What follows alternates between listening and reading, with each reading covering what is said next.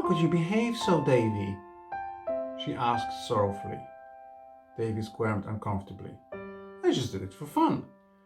Things have been so awful quiet here for so long that I thought it would be fun to give you folks a big scare. It was too. In spite of fear and a little remorse, Davy grinned over the recollection. But you told a falsehood about it, Davy, said Anne more sorrowfully than ever. Davy looked puzzled. What's a falsehood? Do you mean a whopper? I mean a story that was not true. Of course I did, said Davy frankly. If you hadn't, you wouldn't have been scared. I had to tell it. Anne was feeling the reaction from her fright and exertions.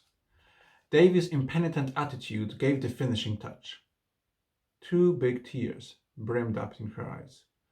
Oh, Davy, how could you? She said with a quiver in her voice. Don't you know how wrong it was? Davy was aghast. Anne crying. He had made Anne cry. A flood of real remorse rolled like a wave over his warm little heart and engulfed it. He rushed to Anne, hurled himself into her lap, flung his arms around her neck, and burst into tears. I didn't know it was wrong to tell whoppers, he sobbed. How did you expect me to know it was wrong? All Mr. Sprott's children told them regular, every day, and crossed their hearts too. I suppose Paul Irving never tells whoppers, and here I've been trying awful hard to be as good as him, but now I suppose you'll never love me again.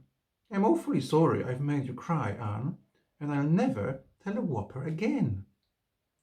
Davy buried his face in Anne's shoulder and cried stormily.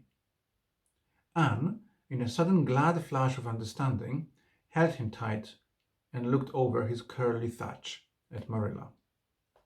He didn't know it was wrong to tell falsehood, Marilla. I think we must forgive him for that part of it, this time, if he will promise never to say what isn't true again.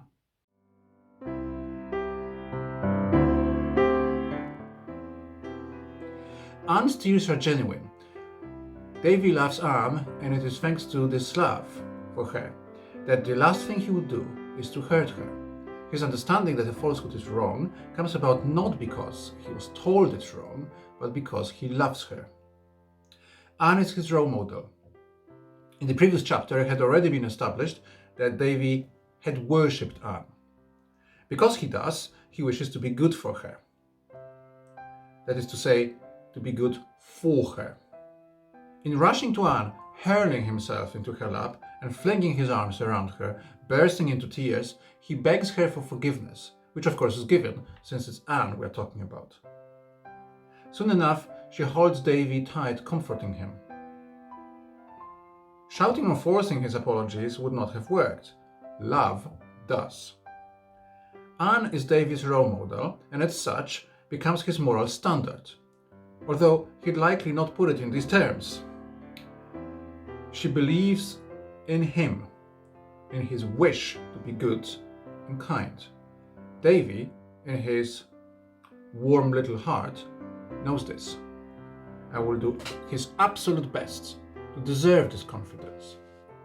An appeal to his goodness is not only poignant, it's more likely to succeed. With love, mountains can be moved.